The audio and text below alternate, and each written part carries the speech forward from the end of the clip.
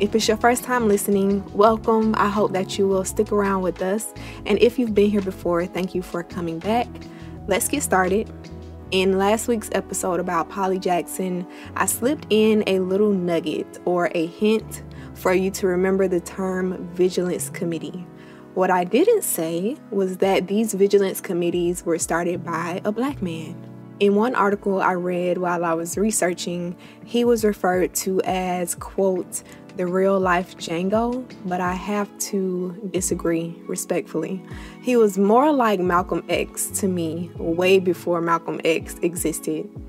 Season 2, Episode 4, This is Black History Moments, a podcast dedicated to telling the stories of Black historical figures that I feel like don't get the adequate attention and recognition that they deserve. And my name is Shaakira. This is the story of David Ruggles. All right, so David Ruggles was born in Norwich, Connecticut in 1810. He was the oldest of 7 children, and his parents were both free. His father's name was David Ruggles Sr., and he worked as a blacksmith and a woodcutter in Norwich.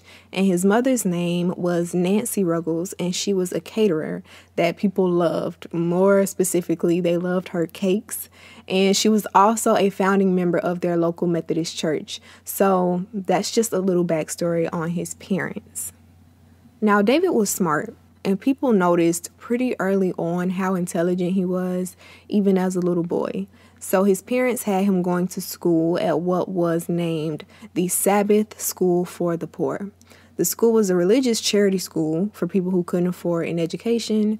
And one thing that I really miss about the old days is the sense of community that people had. Because even though his parents couldn't afford it, because the people in their community recognized and saw how bright David was, they pooled their money together so that they can get a tutor from Yale to teach him Latin. Now that is community right there. When David was 17 years old, in 1827, he moved to New York City. And I wanted to find out what his reasoning was for choosing New York of all places, but I couldn't find a specific reason. I do know that New York was a major port for the U.S. at that time. There would be ships coming in from the South carrying cotton and other products, and then they would get it ready to send overseas. So I'm guessing personally that maybe he moved there because of that reason and because they had more jobs than Norwich, Connecticut. But anywho, when he arrived in New York, he started working as a mariner, or a sailor, in other words. And he would work on these different ships. And that was a common occupation for black men at the time. But a year later, in 1828, he opened his own grocery shop in Lower Manhattan, which was where the black community in New York resided at the time. I do want to do another, have I done one already? I don't think so. Another podcast episode on a man named Philip. Philip is the reason that black people moved from Manhattan and into Harlem, which ignited that Harlem Renaissance era, but we'll get to that another day. So back to David and his grocery shop. I did read that when he first opened the grocery shop, he did sell alcohol there. But when he noticed the damage that it was doing to the black community, he stopped selling it. If you can recognize that, David was just a stand-up guy all around. And that's just like the tip of the iceberg before we really get into how good of a guy David was. So now David is like 18, 19 years old, and he expanded his grocery shop to also serve as a library, a bookstore, and a reading room for the black community. At this time, black people weren't allowed into New York's public libraries. So David was like, okay, well, we will just make our own. And this bookstore became the first black-owned bookstore in the United States. And he had a lot going on in this bookstore. I found an old ad. I'll post it on the Instagram page. But I found an old ad that David had printed for the store. And he offered bookbinding services, picture framing services, school books, stationery, printing. But one of the most important aspects of his bookstore was David offering anti-slavery publications. David, even though he was born free, he realized that until slavery was outlawed, no one would really ever be free, So he started to connect more with other abolitionists around town, black and white, and he quickly became one of the go-to guys in town. And this is where you start to see what I mean when I said that he reminds me of Malcolm X before Malcolm X existed. If you know a little bit about the relationship between Martin Luther King Jr. and Malcolm X, then you know that they often bumped heads, and I'm putting that lightly, about how black people should fight for civil rights. Martin was in favor of the nonviolence approach, which he started to change a little bit before he was killed, and Malcolm was by any means necessary, and that is how David Ruggles was. David was all for what he called, quote, practical abolition, meaning that he wanted black and white abolitionists to confront slave owners face to face on the streets of New York. He said, quote, whatever necessarily requires, let that remedy be applied. Come what may, anything is better than slavery. In other words, by any means necessary, like Malcolm X would say, and David was about that action. So David starts writing. He realized that there was a lot of power in the printed press. So keep in mind, this is the 1800s, so that's the primary source of communication and getting mass messaging out. So David starts writing, and he starts printing and publishing what he named the Mirror of Liberty. Now, this was the first journal by a black person in the United States. David had a lot of firsts, as you'll see. So remember, he had the first black-owned bookstore, and now he's the first black person to print his own journal. So this journal, the Mirror of Liberty, was filled with anti-slavery writing, and he actually started making enemies when this journal started getting popular. There was a group by the name of the American Colonization Society, and the group was also against slavery, but their solution to slavery was to send African Americans back to Africa. And David was like, no. For those of us that were born here, raised here, built this land, why would we get shipped back to a continent that we know nothing about? So he would print articles in his journal attacking that approach. And because of that, the group got super upset with him. But they weren't the only ones. He was also making pro-slavery white people upset with all this talk about abolishing slavery and confronting slave owners. So one day, an angry mob destroyed his bookstore and burned it down, thinking that that would get him to just shut up. But no, David was determined, and if anything, that just made him go harder. He opened another bookstore/reading room, and this time he opened it in a different location, and he started holding meetings inside for what he started as the New York City Vigilance Committee, and he started it in 1835. Now, before I give you more on David, let's have a quick rundown. I hope it'll be quick. Rundown on what the vigilance committees were and the purpose that they served. We all know what the Underground Railroad was, but in my opinion, vigilance committees were just as important, but we just don't discuss them, mainly because we just don't know about them. So hopefully we can change that today. I think we have a misconception that just because enslaved people were escaping north to freedom, that these northern states were welcoming them with open arms, like, oh my gosh, hi, welcome, yay, freedom. That wasn't the case. Many white New Yorkers were pro-slavery because the city relied so heavily on trade. So like we said earlier, the South was shipping cotton up north. So imagine a map in your head. So you have these ships coming from the southern states up to New York, shipping cotton and other products, and then New York is in turn getting it ready and shipping it to England. And to help keep that trade system going, Bankers and merchants in New York will often give money or loans to Southern slaveholders so that they can buy new slaves to work on the fields. Crazy, right?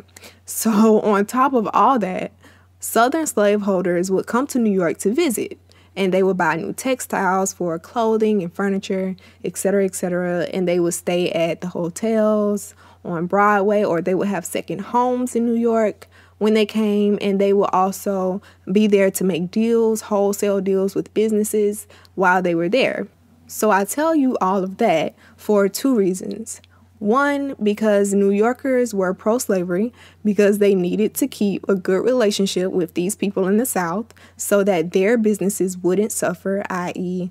the hotels, real estate, the deals that they made, and the cotton and other products that they would send up there.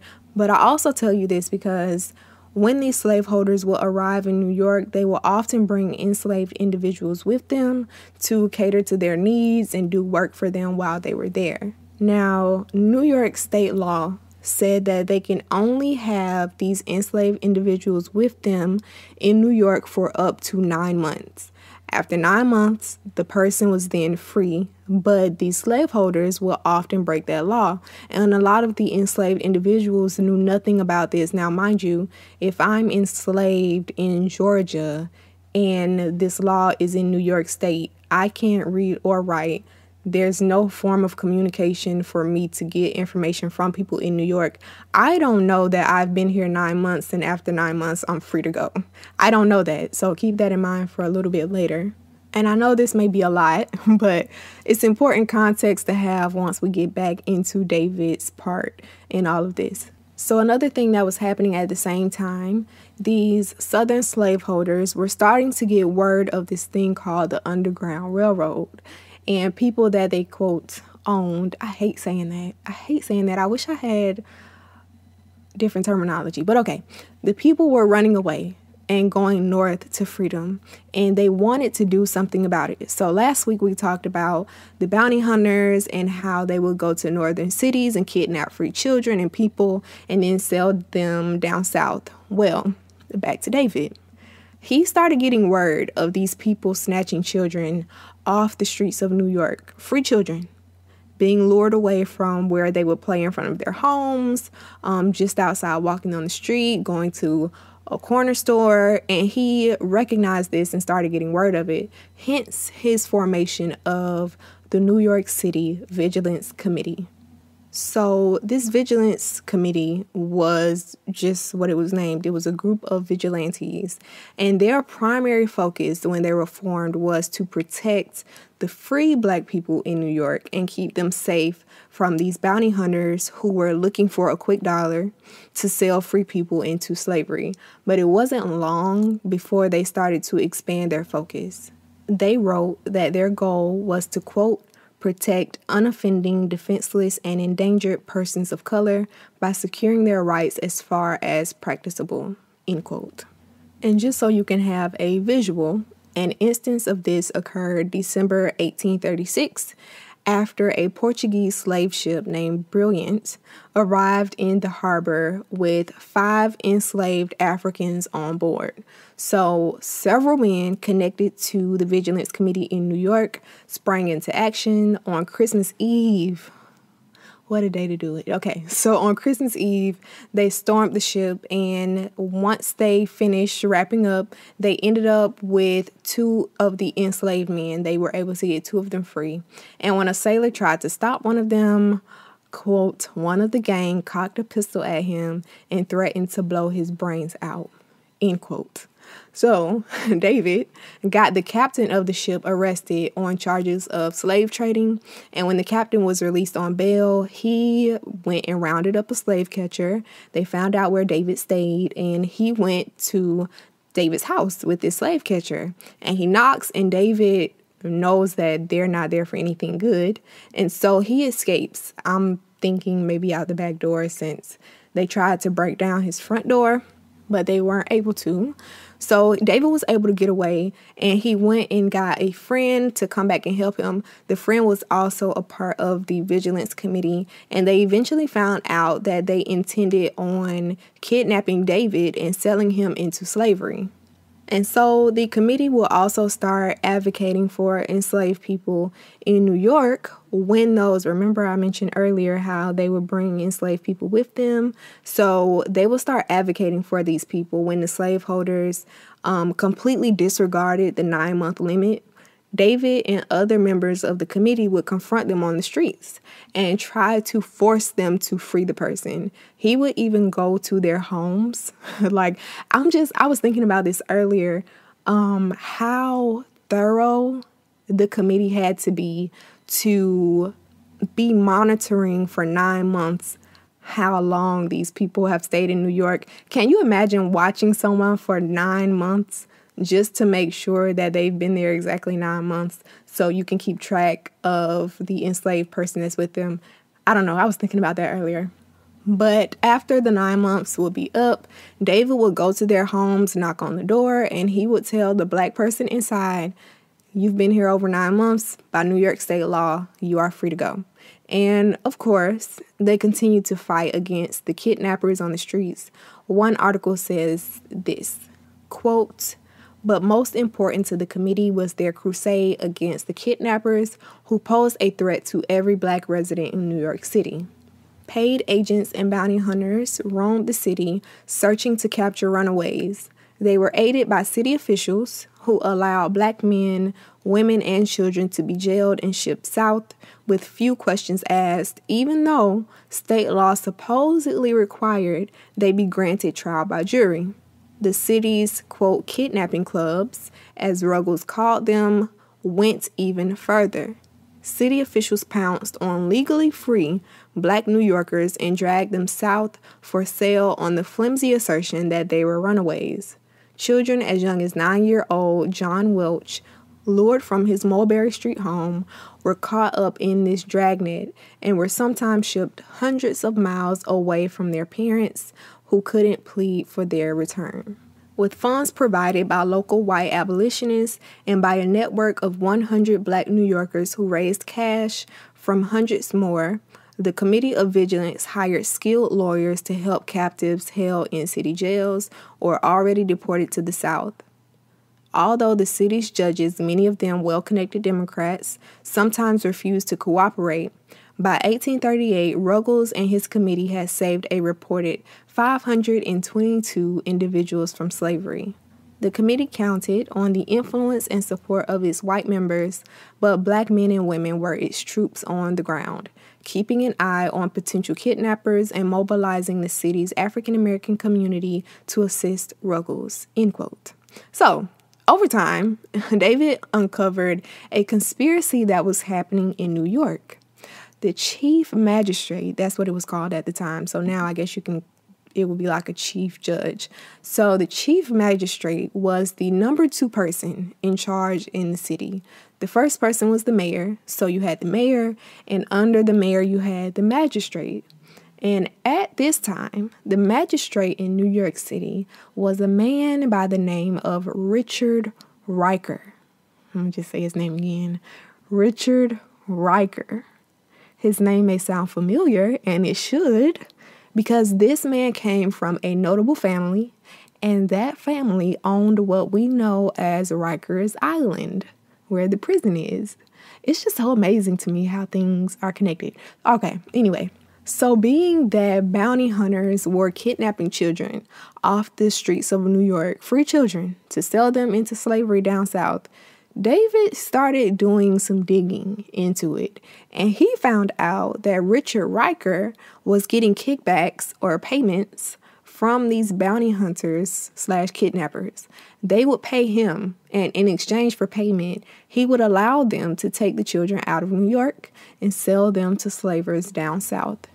Can I just say, when I read that, when I saw Richard Riker, I was like, Riker, because Riker is not a common name. I don't know anyone with the last name Riker. The only time I've heard Riker is Rikers Island. And so when I read Richard Riker, I was like, Riker, I wonder if that has anything to do with Rikers Island. And ding, ding, ding, it did. Okay, so as time goes on, David put together a network of safe houses and boarding homes for escaped black people in New York. And these homes became stops on the Underground Railroad. One day in 1838, a 20-year-old man gets off a ship on Manhattan Island, and he's smelling the fresh air. Freedom is in the air. Oh my gosh, the possibilities are endless, right? Well, that didn't last long because he runs into another runaway, and the runaway tells him, hey, this city is full of Southerners, and they will kidnap you and they'll send you back down south, so don't trust anyone. David got word of this escapee that had just arrived, and he sent for him to come to one of his boarding homes. He talks to him for a while, and he finds out that this escapee has a fiance who's still down south. So David also sent for the man's fiance to come to New York too. And when she did, the two got married in David's boarding house.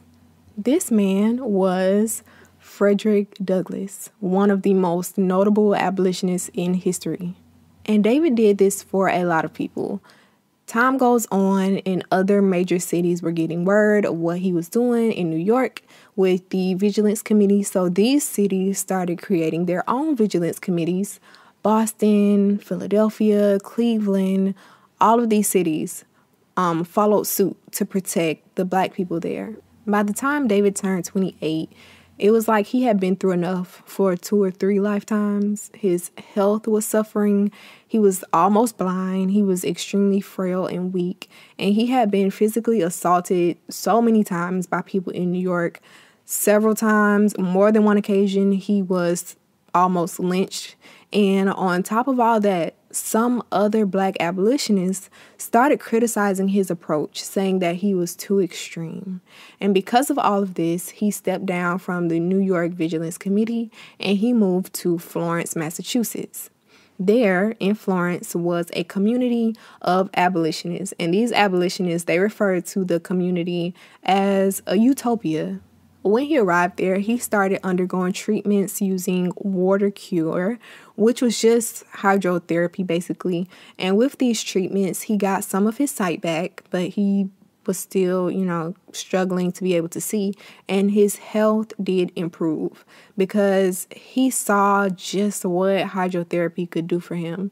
And so he was like, okay, I see what it did for me. Let's see what it can do for others. And he built the first building in the nation dedicated exclusively to hydrotherapy. Not just the first Black business dedicated to hydrotherapy, but the first building in the nation, period, dedicated exclusively to hydrotherapy. I'm telling you, David was a man of first. So this facility treated many people, but one notable person that came for treatment was a woman by the name of Sojourner Truth. David went on to mentor Sojourner, and he also kept a great relationship with Frederick Douglass as well. He served as a mentor for him too.